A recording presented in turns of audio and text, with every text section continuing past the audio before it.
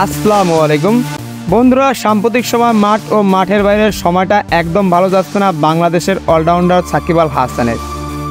কেননা একের পর এক বিতর্ক যেন পিছু ছাড়ছে না বাংলাদেশের এই তারকা ক্রিকেটারের।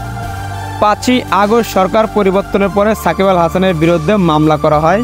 সেই রেশ কাটতে না কাটতেই এবার শেয়ার বাজারে কারসাজির অভিযোগে সাকিব আল হাসানকে 50 লক্ষ টাকা জরিমানা করা হয়েছে।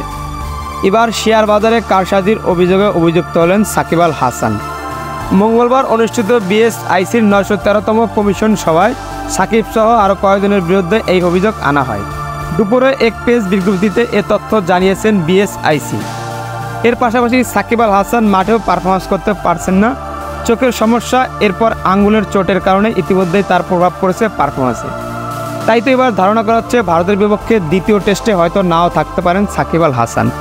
তাহলে কি সাকিব আল হাসানের ক্রিকেট ক্যারিয়ার শেষ হতে চলছে? একের পর এক অভিযোগে অভিযুক্ত হচ্ছেন বাংলাদেশের এই তারকা ক্রিকেটার।